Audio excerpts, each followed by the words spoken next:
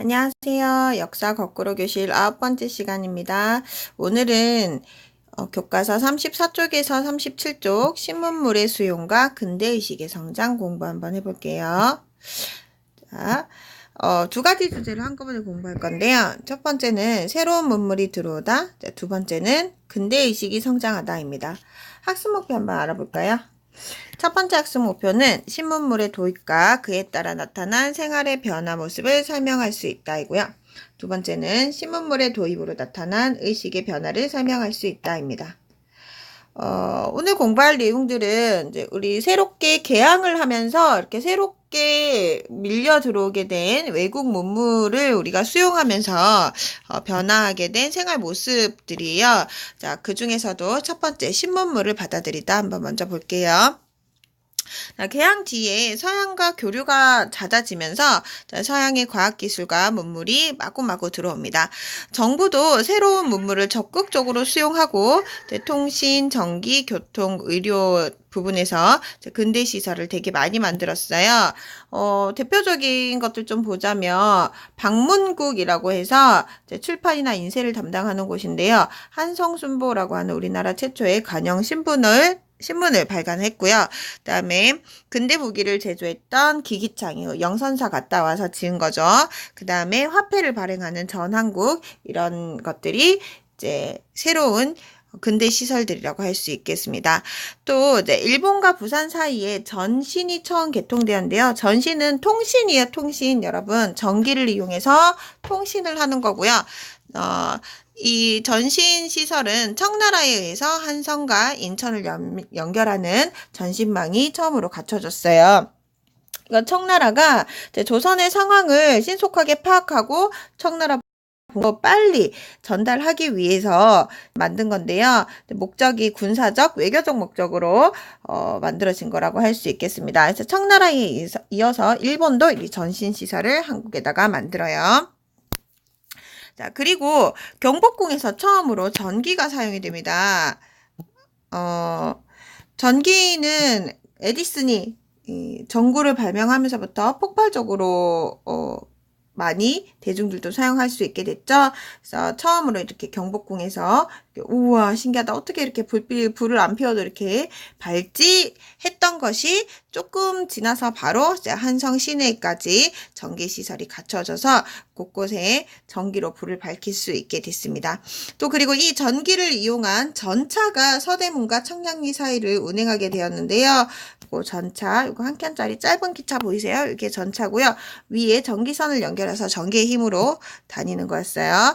그래서 위에 이렇게 광고를 탑재한 전차를 사람들이 이렇게 타고 있는 모습을 볼 수가 있습니다. 자, 또 전차 말고 긴 지역과 지역 사이를 오가는 철도도 이제 만들어졌는데요. 최초로 만들어진 철도는 한성과 인천, 즉 서울과 인천 사이를 연결하는 경인선. 자, 경기 지역, 그러니까 경은 서울 경자죠. 서울과 인천 사이를 오고 가는 철도 경인선이라고 합니다. 경인선이 처음으로 개통이 되었고요. 이어서 여기 경인선 개통식 하는 사진 보이시죠?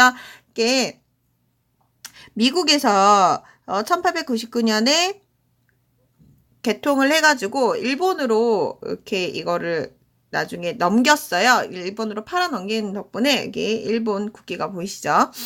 그다음에 이어서 서울과 부산을 이어 있는 경부선이 일본에 이어서 만들어졌고요. 그다음에 서울과 의주를 잇는 경의선이 프랑스에 의해서 만들어졌다가 이것도 일본으로 넘어가게 됩니다. 자, 이런 철도의 개설은요, 이동을 아주 빨리 하게 하고 아주 단기간에 하게 하는 불편함을 덜어주었지만 부작용도 되게 많았어요. 이게 굉장히 중요합니다. 별표 쳐넣으시고요. 철도가 건설되는 과정에서 우리 농민들이 토지를 강제로 빼앗긴 경우가 굉장히 많아요. 특히 일본한테 원래 자기 집 있고 논 있고 밭 있고 한 지역에 철도를 개설을 하려면 이 땅을 보상을 해줘야 되죠. 근데 그런 거 없이 마구잡이로 빼앗아서 게다가 그 철도를 만드는 일에 강제적으로 농민들을 동원해가지고 했기 때문에 농민이 너무 힘들었어요. 그래서 낮에는 막 열심히 끌려가서 공사를 하다가도 밤이 되면 화가 나니까 입을 팍 차고 나와가지고 철도를 파괴하고 막 그러다 잡혀서 처형당하고 이런 일이 비일비재 했었어요. 그래서 좋은 면만 있는 게 아니라는 거 우리 수업 시간에 주제 탐구를 통해서 한 번 더 자세하게 좀 볼게요. 자, 그리고 이런 통신과 교통이 발달하면서 이제 먼 지역의 소식도 이제 신문과 잡지를 통해서 빠르게 접할 수 있게 됐는데요. 특히 이제 갑신정변 때 중단됐던 우편 업무도 을미개혁으로 다시 시작될 수 있게 됐습니다. 그래서 우리 처음에 활약하시던 우리 우체부 아저씨 지금과는 모습이 사뭇 다르죠. 그리고 이제 고종즉위 40주년 기념 우표예요. 갑신정변 때 우정국에서 이렇게 일이 났었기 때문에 그때 개국 축가연 열자마자 문 닫은 거 여러분들 기억나십니까? 자, 그게 을미개혁 때 다시 시작이 됐어요. 또 한편으로 한성과 또 이런 개항장 인천이나 개항장을 중심으로 해서 서양식 병원이 세워졌는데요. 자, 광해원이나 제중원 이런 병원들이 세워졌습니다. 그래서 이런 서양식 의술이 보급이 되고 위생관념도에 따라서 점점 높아지게 돼요. 이런 근대 시설의 발달은 생활에 편리함을 가져다 주긴 했지만은 또 한편으로는 열강들의 입간 침탈과 침략에 이용되는 결과를 낳기도 했어요. 특히 철도가 그렇죠. 병원, 광해원의 모습입니다.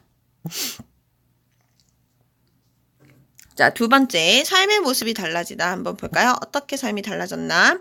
일단, 이제 의식주 생활과 문화에 커다란 변화가 나타나는데요. 관리와 군인들이 서양식 옷을 입기 시작했어요. 또 양복을 입는 일반인도 점점 늘어납니다. 이제 고종, 조선의 마지막 왕, 고종, 이렇게 서양식 제복을 입고 있는 모습이고요. 여성들도 거리를 나갈 때 원래 한복으로 얼굴 꽁꽁 싸매고 이제 여자는 얼굴을 보이면 안 된다 그래서 막 지금 이슬람 여성들처럼 막 싸매고 다녔는데 점점점 이런 것들을 벗어 던지고 양장 서양식 옷을 입기 시작했어요. 또 단발령으로 머리 모양도 짧게 긴 머리에서 짧게 바꾸고 이렇게 단발을 하는 사람이 많아지면서 머리를 깎는 이발사라는 새로운 직업도 생겨나게 됩니다.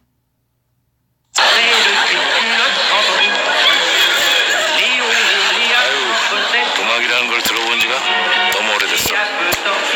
내 인생도 참 빡빡하고. 여기 상해보다 추워요. 아주 괜찮습니다. 어우, 대장. 술 한잔 하자요. 마담, 경성은 백화장 싸다면서요. 춤 한번 땡깁시다. 춤출 줄 알아요? 아이, 넌 도저히 작품은 들어보자는 거죠.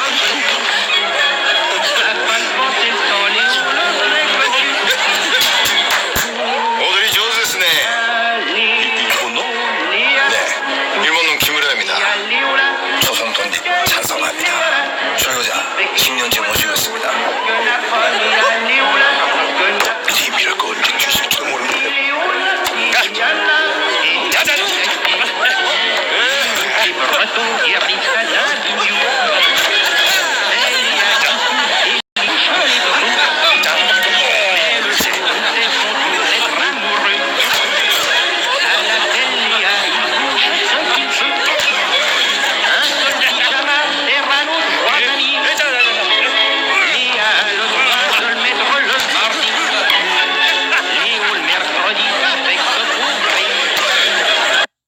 자, 여러분들 잘 보셨나요? 사람들이 입고 있는 옷이나 뭐 헤어스타일 이런 것들이 많이 변한 거 느낄 수 있겠죠? 이게 잘 안 넘어가네요. 자.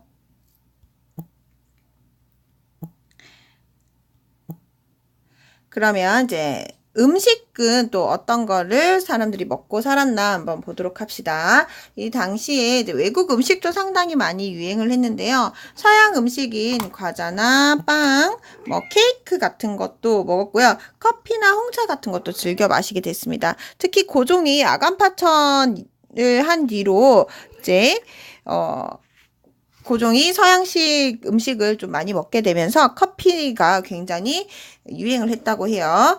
또 뭐 이런 호떡이나 만두 같은 중국 음식도 유행을 했고요. 자, 일본 문화가 들어오면서 우동이나 초밥 같은 것도 많이 팔게 됐습니다. 자, 그러면 이제 건물들, 건축 양식 한번 알아보도록 할게요. 자, 한성에는요, 이렇게 독립문, 우리 전에 배웠었죠? 이렇게 독립문이나 또, 기독교가 많이 유행을 하면서 이제 천주교 성당인 명동 성당이 이렇게 만들어지게 됩니다. 우리나라에 있는 건물 같지 안 생겼죠? 자, 그 다음에 덕수궁 속저전이라고 이제 그 덕수궁 옆에 안에 이렇게 서양식으로 지어놓은 건물인데요. 여기 봄에 가면 이렇게 아름답습니다. 여기서 고종이 파티도 하고 막 그랬었어요. 또 그리고 계양장을 중심으로 해서 이렇게 일본식 목조주택이 만들어지게 되는데요. 우리 포항에서도 가까이에서도 볼 수 있어요. 구룡포 근대문화 역사 거리 있죠. 여기 보면 이렇게 일본식 주택이 아직도 남아 있습니다. 그리고 또 곳곳에 상류층들이 서양식 주택을 만들어서 살기도 했습니다. 자, 여기까지 의식주의 이제 변한 모습을 한번 살펴봤고요. 이제 근대의식의 성장을 한번 볼 건데, 먼저 그 중에서도 근대 학교가 설립되다 한번 볼게요. 페이지 넘어가서 36쪽입니다.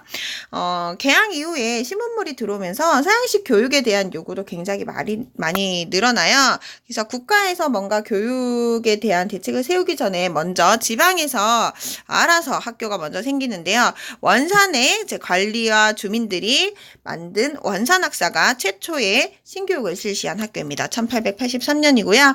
네, 여기서는 산수나 기기나 농업 같은 근대 학문과 외국어를 교육을 했었습니다. 자, 그리고 정부에서도 영어 감습소인 동문학을 설립을 했는데요. 뒤로 또 유경공원을 세워가지고 양반 자제들에게 근대 학문과 외국어를 가르쳤어요. 유경공원은 특히 미국에서 교사를 초빙해가지고 만든 최초의 근대식 공립교육기관인데요. 고위 양반 자제들을 대상으로 영어 교육에 치중했다는 특징을 가지고 있습니다. 자, 그 다음에 외국 선교사들도 그러니까 그 천주교를 많이 알리러 들어와서 혹은 기독교를 알리러 들어와서 학교를 많이 세워졌었는데요. 선교사 아펜젤러가 세운 배제학당이 굉장히 유명해요. 이렇게 이 옛날에 원래 배제학당 모습도 남아 있고요. 그 옆에 지금 현대의 배제 중고등학교 모습이 있습니다. 굉장히 대조적이죠? 같은 학교인데, 그죠?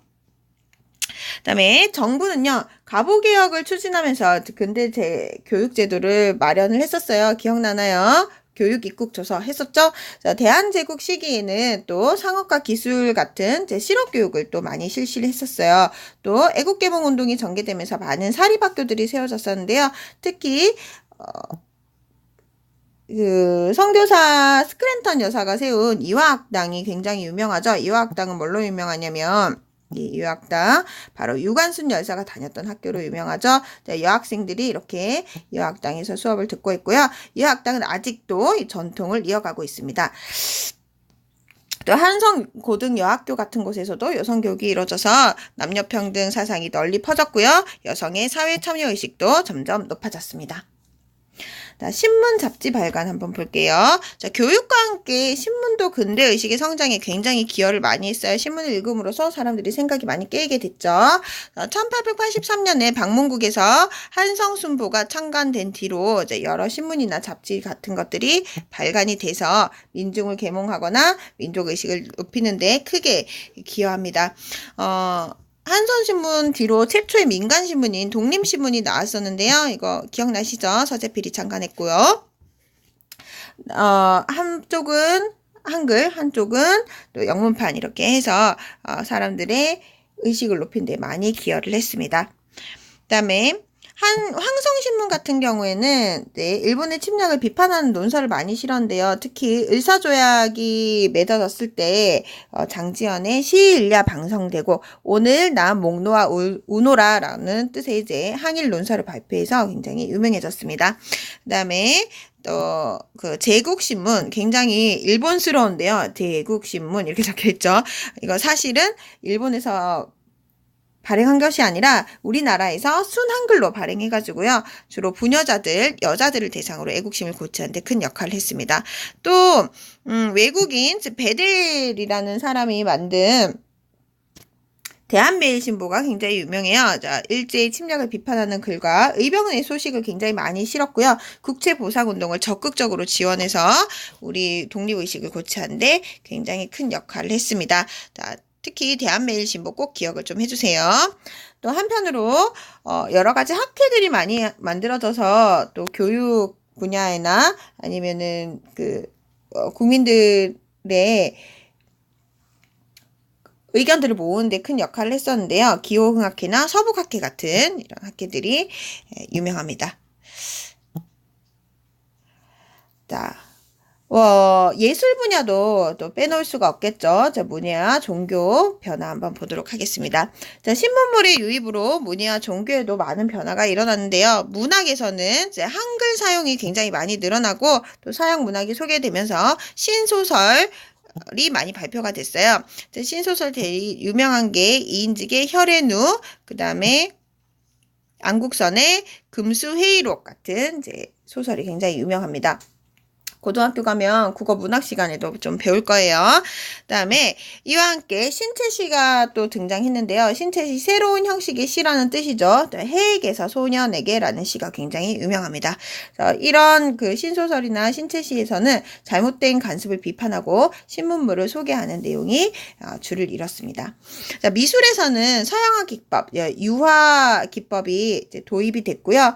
음악에서는 서양 악곡에 한글 가사를 붙인 창가가 유행을 했어요. 창가는 이런 거예요. 옛날에 이제 우리 애국가도 이런 식으로 많이 불러줬는데요. 오랫동안 사귀었던 정든 내 친구야, 이 노래 아시죠? 자, 이 노래 음을 가져다가 우리 애국가로 많이 갖다 썼었어요. 그래서 동해물과 백두산이 마르고 닳도록, 자, 이런 식으로 부르는 걸 창가라고 합니다. 이런 게 굉장히 유행했고요. 또 서양식 극작인 원각사가 생겨서 네, 창극이나 연극이 많이 공연이 됐습니다. 원각사의 모습 사진으로 좀 기억을 해주세요.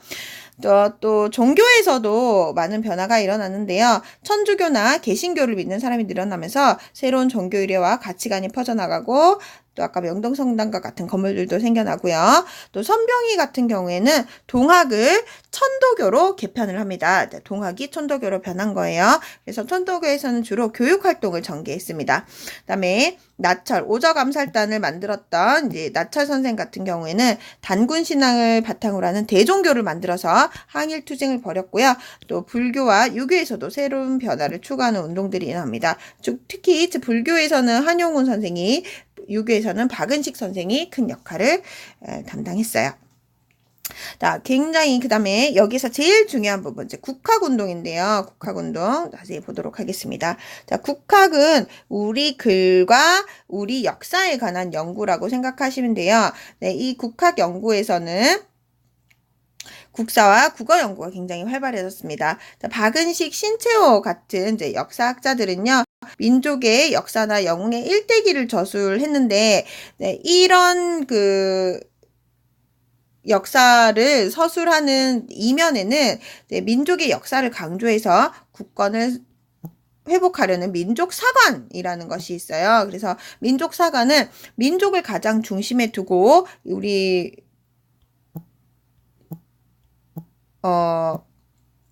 민족의 우수한 역사와 또 자율적이고 주체적인 발전을 강조해서 국권을 회복하려는 역사를 바라보는 관점입니다. 이제 민족사관 좀 나중에도 나오니까 조금 기억을 해주시고요. 대표적인 인물이 박은식 선생이나 또 신채호 선생이에요. 얼굴을 좀 기억을 해두십시오. 그 다음에 국어 연구도 활발해졌었는데요. 한글의 중요성이 굉장히 부각이 돼서 정부 차원에서는 국문연구소를 설립해서 정식으로 한글 연구를 했고요. 또 주시경 선생 같은 경우에 한글 문법을 연구해서 우리말 사용 원칙을 세워줬습니다. 그러니까 이렇게 오늘날 같이 띄어쓰기를 하고 이렇게 하게 된 배경에는 이런 주시경 선생의 피땀 흘린 노력이 있었어요. 자, 이런 국학운동 활동은요, 일본의 침략으로 위기에 처한 현실에서 우리 민족 의식을 일깨우는데 굉장히 큰 기여를 했습니다. 자, 여기까지 숨가쁘게 여러 가지 내용들 많이 봤는데요. 여러분들 힘드시겠지만 좀 따라와 주시면 감사하겠습니다. 수업 시간에 재밌는 활동으로 만나요. 수고하셨습니다.